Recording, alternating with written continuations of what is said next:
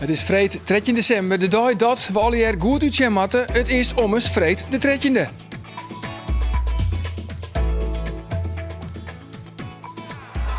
Het is ook de dag dat de voedselbank in Drachten kaartjes voor de lawaai voortjouwt. En het is de dag dat deze tweet net verstuurd is.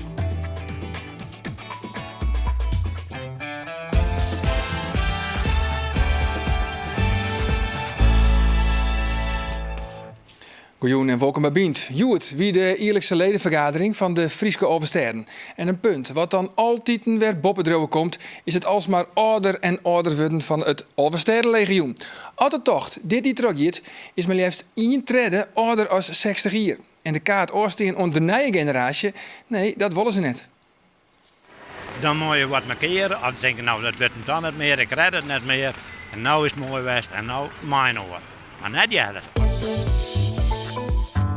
Als er nog volle meer derde uur. Bliedskip en begrutschen. Rennen Joet, maar elkaar op in Waasterhim. Joen wordt mooi het slotfeest Waasterhim bedankt. Op feestelijke wijze stilstaan bij het feit dat de gemeente eind het hier verdwijnt. Verslagjouwer Henk de Biezebeek zegt nog 1 keer waarom mij ooit bestuurders en de allerlaatste burgemeester. Want waar gaat het eens mis? Kom en jong mij dit lied. En wees klaar voor een nieuwe morgen. Waasterhim tabé. Het grauwste chanticoor de Pikbroeken zoekt een afschielier voor de gemeente die in 1984 ontstier uit de werindeling van Idadradeel, Utingeradeel en Raderhim. Met verschillende financiële chinvollers en bestuurlijke crisissen volgt in 2009 een faillissement en artikel 12 status. Het slag oud-deputeerde Tom Baas om mijn saneemt zakencollege Waasterhim weer uit de redencijfers te krijgen. Maar voor een toekomst is de basis te min. Wat ik hier aantrof was in financiële zin dan een gemeente die eigenlijk volledig door het geld heen was. Negatieve reserves had, door allerlei oorzaken. En daar zijn we mee aan de slag gegaan. En gelet op het feit dat we wel de achterstanden weg konden werken, financiële achterstanden. Maar ook geen geld zouden hebben voor nieuwe investeringen die hier nog heel veel moesten plaatsvinden. Hebben wij op enig moment gezegd van nou, dit lijkt ons geen heilzame toekomst. Plus het feit dat er heel veel rijkstaken ook naar de gemeente gaan. Was dit voor een gemeente van omvang als Waasterhim, middelgrote gemeente in Friesland, zijn nog 17 kleinere geloof ik. Was er toch geen aantrekkelijk perspectief. Met name voor de inwoners, want daar gaat het natuurlijk om. Daarvoor waren wij aan de slag.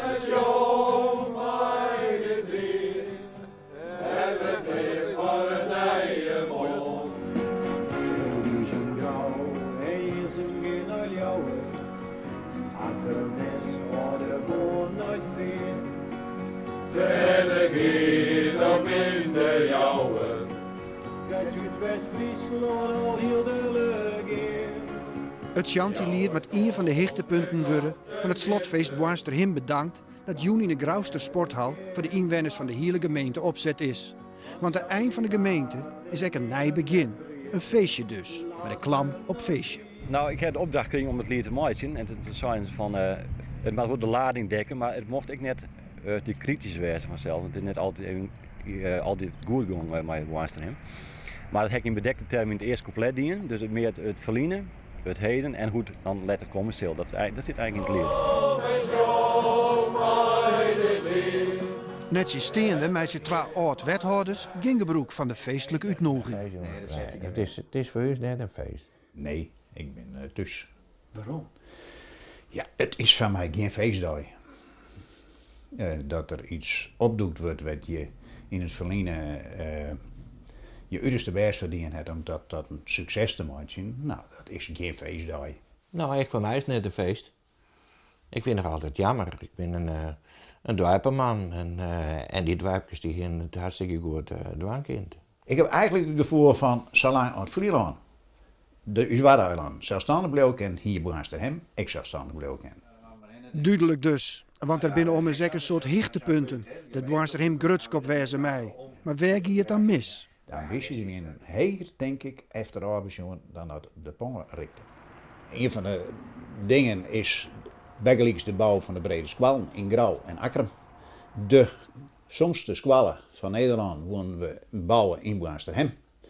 En dat het hier aan tariering kosten en heel soort geld.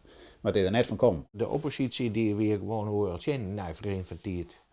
Dus de eerste 3 jaar hier, toen weer het met elkaar in. En daarna begon het heel iets meer. Als ik die vangen ging op een wutje, dan zou ik dat waarnemen. Wie dat ook een beetje de strijd van de oppositie in de oermacht Ja, van de wel. Partij van de Arbeid? Ja, dat gevoel dat hier ik wel heel sterk. En met name bij de FNP weer dat heel sterk. En die andere partijen die wisselden constant.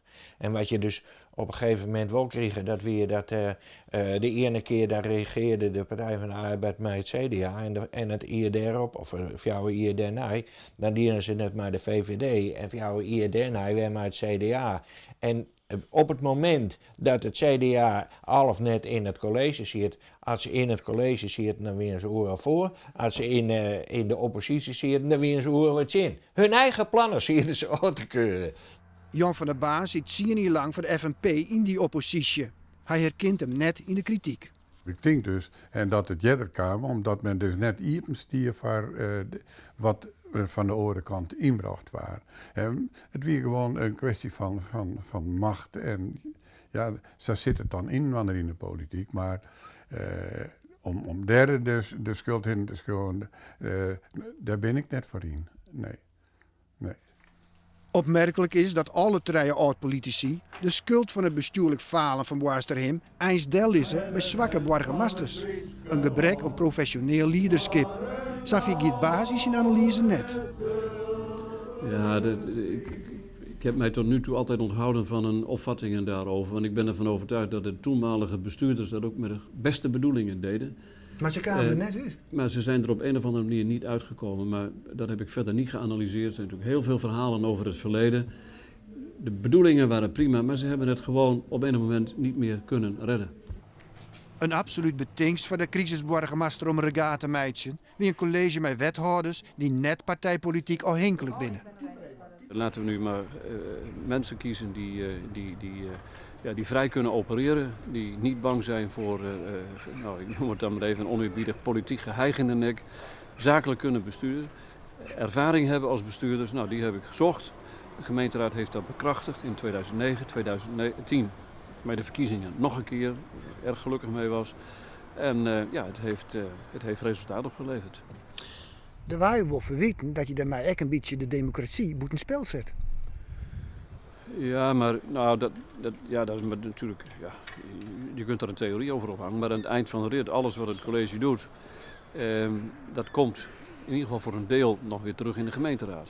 Maar de Rie het nevens mij nooit een kaart kregen. Zij is het, en ja, de kist het maar eens wijzen of net maar eens wijzen, maar zo gebeurt het wel.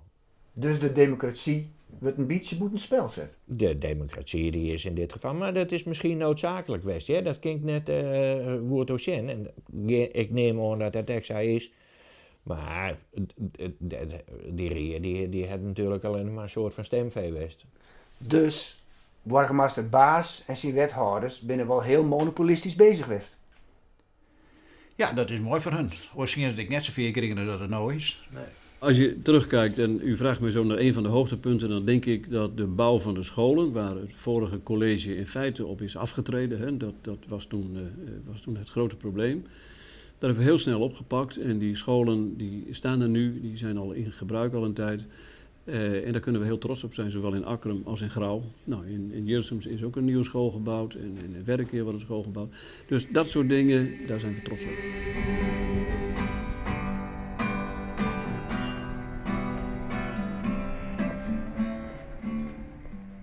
Meneer Baas, Goedemiddag. burgemeester. Het doek valt voor Boasterhem. Ja. Het lied is uit. Ja, nee, dat klopt inderdaad. En daar kan ik weinig aan toevoegen. Maar het lied, en als je naar de tekst luistert en leest, dan is dat een hele mooie tekst. En dat betekent ook dat er weer een nieuwe toekomst is. En wat zullen het nog verder met de heer Baas? Nou, dat is verder van ondergeschikt belang. Ik vind mijn weg wel weer. Ik zoek wel weer iets.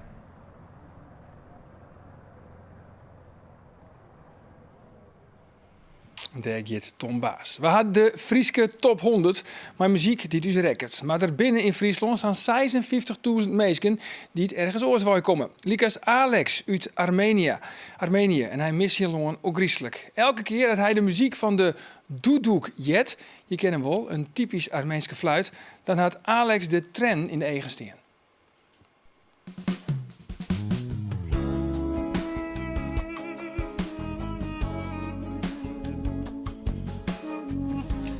Badef, ik ben Alex Karakanian, ik kom uit Armenië. Ik woon al 15 jaar hier in Nederland en het nummer dat je straks gaat horen heet Armenië Maya. En het doet me denken aan mijn land en alle herinneringen die ik daar heb opgebouwd.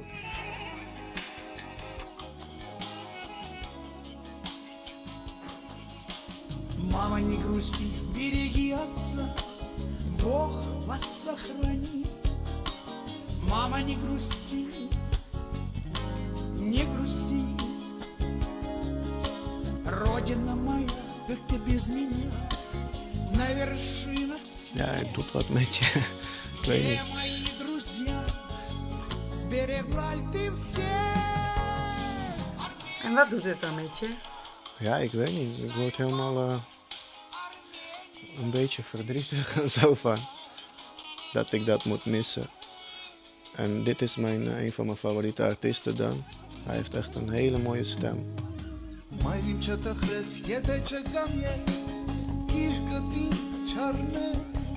Ik vind het nummer, het heeft heel veel pop-invloeden, maar er zit ook heel veel echte oude Armeense muziek in.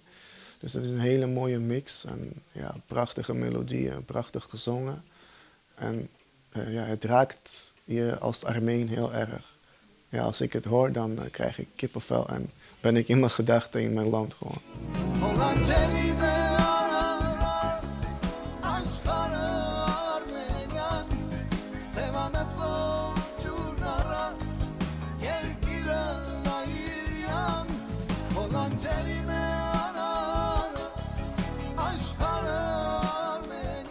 In die clip hebben ze ook hele mooie plekken gefilmd in de bergen en rivieren. En ja, dan zit je te denken, wauw, dan zou ik daar willen zijn op dat moment.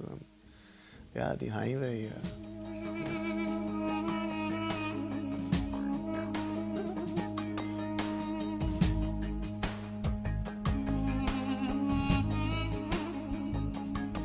Als je nou hier staat, dan denk je Armenië, mijn Armenië? Ja, dan mis ik nog daar op de achtergrond de bergen. Een soort waterval. Meer geluiden. Misschien een beer die even voorbij loopt. Ja, echt.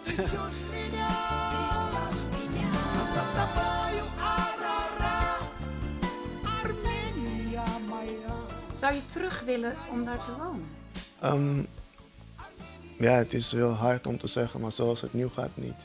Want er is nu wel heel veel verschil tussen armen en rijken. Een aantal mensen hebben het land in de greep, als het ware. En de rest die overleeft maar. En, als het een beetje als Nederland wordt daar, in de zin van wetten en regels en met elkaar omgaan en respect voor elkaar, dan wil ik zeker wel teruggaan.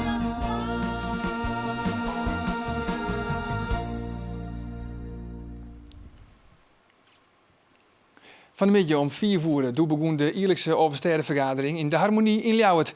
En de hele zaal die zit weer vol met allerlei grieze koppen. Want de gemiddelde leeftijd van een Overstedenrieder, ja, die wordt hield niet maar heger. En dat wilst er een hele generatie zitten te popelen om de Overstedentocht te rijden. Maar ja, zij mooi net. Als de tocht dit jaar trokje, dan is men liefst 15% jonger als 40 jaar. Maar 15%. Ons coach intussen hier aan tafel in Bient is Age Veldboom, jonge blom, van maar 61 jaar. Maar Age, hoe zullen we dit probleem nou even in 8 minuten oplossen? Ja, ik denk dat wij dat probleem net even oplossen. Nee, de bestuur van de Overstedenvereniging is er al jaren mee bezig. En Wat is het een probleem? Laten we dat even voorop stellen. Is het een probleem? Jawel, eigenlijk wel. Je wilde net dat in 1990 weer voor het laatst. En we zijn nu weer zo'n jaar verder haast. Ja, maar meer dan de helft van, als het toch dit hier teruggaat, meer dan de helft is tussen de 40 en de 60 jaar. Ja. 30% is ouder dan 60 jaar. Ja. En maar 15% is jonger dan 40 jaar. Het is een soort van seniorenfeestje aan het worden.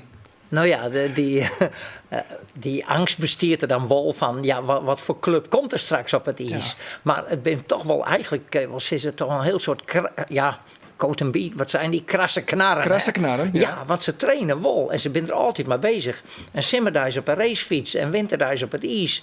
En een keer op een mountainbike. Maar wat is de oplossing? Een moreel appel van op de meesten van... jongens, als je het echt net opreden... dan zoek gewoon mijn startkaart inleveren? Nou ja, dat is natuurlijk wel zo. Iemand die het echt weet... ach ja, ik ken het net meer. Een poos geleden praat ik maar iemand die zei... ach ja, maar ik geef hem niet op hoor. Want als ik maar in Staveren kom, vind ik al prachtig. Dan zei ik, ja, maar daar moet je het net verdwanen. Dan gauw die kaart inleveren, die staat recht op Jan. En dan kan er een jongere weg voor in de plak. Ja, nou ja, je hoort wie dus de ledenvergadering hè, om 4 voor die zijn zet. Daar wie is er ook bij vanzelfs. Maar dat morele appel hebben we ook even vallen aan de vastzitter van de Friese Oversterren, Wiebe Wieling. Ik begreep het wel aan de ene kant, maar we krijgen een grote ledenactie 100 jaar hier. De 3000 leden lidmaatschap op zijn. 600 mensen binnen net redend lid worden. Dus ja, ik denk dat iedereen daar al wel echt wel heel goed aan uitdacht heeft. En dan bloot iedereen vrij. En al ben je 60 of 70 om wel of net mee te doen. Want dat je 74 binnen, kun je hem uitrijden? Er binnen voorbeelden van mensen die het maar 74 hier harder trainen dan worden van 24. En er binnen echt mensen, oudere mensen, die het hartstikke goed voorbereid op het ijs komen. Maar toch binnen net een heel soort leden onder de 40 hier. Baart je dat geen zorgen? Nee, wat we vaak wel zeggen is dat het letter pas een beetje begint te leven. Dat is nog net op je 18e. We hebben wel wat leden van 18 hier, maar dan is het vaak dat het thuis een groot onderwerp is. Dus we zeggen heel vaak dat maar 30, 40 hier begint te komen. Nou, en daar is een hele grote groep in die leeftijdscategorie die lid is. Ja, al dus het opperhoofd van de Friese Oversterren, Wiebe Wieling. Maar Agia, het doet eigenlijk blijken dat het toch wel heel dreig te accepteren is van mensen dat haar een het West het, hè? Dat ze plakmootje maken van de nieuwe generatie. Dat doet zeer. Ja, natuurlijk. Het is het feit dat je die Oversterrentocht rieden en ik al hem in 84, 86 of in 90 die als die kans zich nog weer een keer voordoet. Er zijn mensen die leven er alweer jaren. Doe ik? Ja, echt. Ja, echt. Ben ik altijd mee bezig. Alle dagen? Nou, wel heel vaak. Vaak. Ik zeg maar deze week een keer een dag in het hout en wrotten, skreppen en dan jongens. Nou, dan denk ik, ja, maar het is toch een goede training. Ja, maar hoeveel kruisjes heeft je? Treien. En hoe vaak heeft je hem rieden? Nou ja, wij ik altijd maar een groepje dat we het even tussen dienen. Dus ja, wel meer dan 20. Meer dan 20 keer heeft de Oversterren toch wel... We dienen altijd even... Henk Kroes had toen een keer zijn van jongens, je moet ophouden met die gekkigheid. Want je maakt je elke keer nog sturen en vooral de pers. Dus toen hebben ik zei, nou dat wordt even net meer. Ja, maar nog om even waarom te komen op de vergriezing eigenlijk hè, bij het Oversterrenlegioen. Dus zou ik zeggen van, ik heb 3 kruisjes. Zo net gewoon, zullen we net naar de leeftijd, maar zullen we net zeggen van, nou, hij staat 3 kruisjes. Dan is het ook mooi West. Hij strijkt je mooi in. Ja, dat kerst ze, maar ik... ja, dat was het net. Ik heb me wel schuldig veel, maar dat dacht ik net. Want het is toch zo'n feest. Het is zo'n beleving. Het is Friesland op zijn allermooist als je die Oversterrentocht rieden. Ja, maar begrijpt wel de discussie? Ik snap die discussie. Ik snap het helemaal. En we zitten hier maar 2 generaties. Ja. En ik verdedig dan toch nog meer jochten. Maar wat nou in de vereniging besloten is, of het bestuur als voorstel dat, als er na de 16e tocht, de komende tocht, en als het nou komend jaar is, zo 12, 3 jaar, dat weet ik net. Maar dan gaat het hele model opscheppen. Ja, precies. Maar dat is natuurlijk een besluit van niks. Want ja, je weet natuurlijk nooit wanneer de jackpot valt. Nee, maar dat kan nog jarenlang door je. Nou ja, dat is dan maar samen. Maar in elk geval de 16e, die rieden ze nog met de huidige structuur. Met startgerechtigden en anderen die een startkans hebben. Ja. Maar viel die net schuldig? Want zoals daar binnen zelfs volle meer. We wien juist er even op die half. Even praten, maar met krasknar. Wij gaan maar hier doen van regen. En daar is de bonke fit. Ik ben naar fit. Ik ben hier week 2 in Heerenveen aan het rijden. Ik fiets 100.000 kilometer. En ik denk dat ik hem nog wel rijden kan. Als ik helemaal leuk krijg, kan ik 11.20 nog wel rijden. En dan jou ik hem nog net over. Dan moet je wat markeren. Als denk je, nou dat wordt hem dan niet meer. Ik red het net meer. En nou is het mooi West. En nou mijn over. Maar net jaren. Als ik denk, het zou nou lukken, dan hou ik hem zo lang mogelijk ver. Als je onder start staat en je denkt, nou, ik kom niet verder dan staben, dat weet ik nou al, dan moet je net starten. En die mensen, die zullen dus het startbewijs inleveren.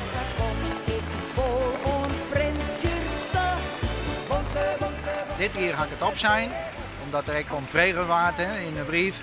En ik had vaak om dubje wist ik, wist ik net. Maar ik met de jongeren die maakt ook eens een kans aan. En het risico van mij, als ik val, dan kan het mal in. Dus het is echt zelfbescherming, hè. Als het net helft hindert leert. Ja, want eigenlijk, ik zou eerst zeggen van iemand van 24, de kans dat die hem uitriet, is toch volle grutter als iemand van 64. Maar nu ik dit filmpje zien, hè, deze man ben behoorlijk aan trainen. Je bent er altijd mee bezig. Zeg maar, menje te meisjes, tongen te meisjes, snijden te moors. Altijd die groep. En net alleen hier in Tialf. Ik op Assen, ik in Greens. In Utrecht weet ik een hele groep die het altijd traint voor die Alverstedentocht. Dus dat ik zei van iemand van 24, de kans dat die het oprijdt van Ljouwert naar Ljouwert, die 200 kilometer is volle grutter als iemand van 64, dan ben je het net manjes. Dat is net per definitie weer. Nee. Maar de oudere groep die er altijd zo intensief mee bezig, dat dwingt ik wel respect aan van al die mensen. Maar er kwam één punt bij en die man die neemde dat al. En dat is de kans op blessures. We krijgen gouden blessures. Als je vallen vroeger, ach ja, je stuit erop, het is klimmoerijn en je ging verder. En nou ja, alles werd wat brosser en wat brozer. En de kans op volpartij is natuurlijk altijd onwijzig. Want ja, je moet er savvy zijn in het juiste rieden. Het zijn maas, het zijn jongens, midjes. Ja. Nou, een heel soort van die oude rieders hebben wel een heel heeg startnummer. Dus die kunnen morgens om 6 uur of om 11 uur fut. Dus die hoeven alleen nog het eerste stukje in donker. Ja, want daar is die startkaart ook al binnen, hè? Daar is het noemer. Is het uit de Holle? Ik weet het net uit de Holle, maar ik maak morgens om 6 uur fut. Dus dat is een prima ja, dat is prima toch? Ja. En wat zoest je nou nog graag willen? Wat is die persoonlijke wens? Om dit probleem nou een beetje op te lossen? Ja, ik kan het probleem net oplossen. En bovendien ben ik heel partijdig. Want ik wil zelf mijn kaart net opzetten. Nee. En wanneer zoest die kaart wel opzetten dan? Als ik het lichamelijk net meer in staat ben. Dus net iets van, als er stel voor, er komt hoe 3 of 4 uur, er komt een tocht. Die kist rieden, dan is het net zoiets van, nou ja, dan is het mooi west. Nee, dan was het nog weer in. Nee, oké. Nee, dat ga ik wel zijn. Ik dan nog één. Nog één tocht? Ja. Dus we hebben een primeurtje te pakken. Nee. Van Arenveld nog één tocht en dan levert hij vrijwillig. Nee, want die bent de volle meer. Die laatste zoontje hier, 16 hier, hebben we er toch maar eens een ander werk wachten. Nou, en dan doen we nog even één tocht. En dat is in de vergadering ik besloten. De sectie in de Alverstedentocht. En daarna gaat dat hele ledenbestand met startrecht en startkans gaat op een scheppen. Ja, nou ja, we kunnen het probleem dus eigenlijk net oplossen. En ik weet eigenlijk ook wel waarom. Want we hebben beelden van section hier Verlien naar Aurin van de Alversteden, toch? Laten we er eerst even naar zien. Even zien. Dat je dan eindelijk bij Bartelien bent en dan denk je nou, dit hebben we gehad. Maar dan moest je nog naar Dokkum. Maar dan krijg je de beloning. En wat Dokkum weer een feestje. Ja. Machtig, wat een publiek, wat is dat een feest. En wat doen ze? Jongen en razen en dijnen en mensen die binnenkomen, nou, al ben je de overwinnaar. Als helden wil je binnenhellen, dat is geweldig. Ja, dat is een aangeveldboom van sectie jullie. En die even graag helemaal niet beelden. Ja, even graag weer de gief aanhagen en we komen oer achter. Oké. Maar dit is het dus, hè? Gewoon de Overstedentocht, de heldenverering eigenlijk. Ja, want ik zei op een Weissensee in Oostenrijk kerst ik 200 kilometer rijden. En kerst ik geweldig bewijzen dat je die 200 kilometer volbrengen kan. Maar het is geen vergelijk maar hier in Friesland. Van stad naar stad en dan door de dorpjes rijden of mooi door de grijden en al dat publiek en het hele feest eromheen. Maar nog even, en dan is de gemiddelde leeftijd is 80 hier in orde. Nee, dat zal net voorkomen. Nee? Voor die tijd komt de jonge generatie. Er is nog kans voor die. Er is nog kans? Ja. Dank u wel, Agen. Tegen dank. En Safir, manje, dan ben wij er weer. Mijn nieuwe aflevering van Bient. Nog een keer van Chelsea, nooit Frieske Nijs in Joert. En nog een hele gezellige jongen. En een goed weekend. Dag.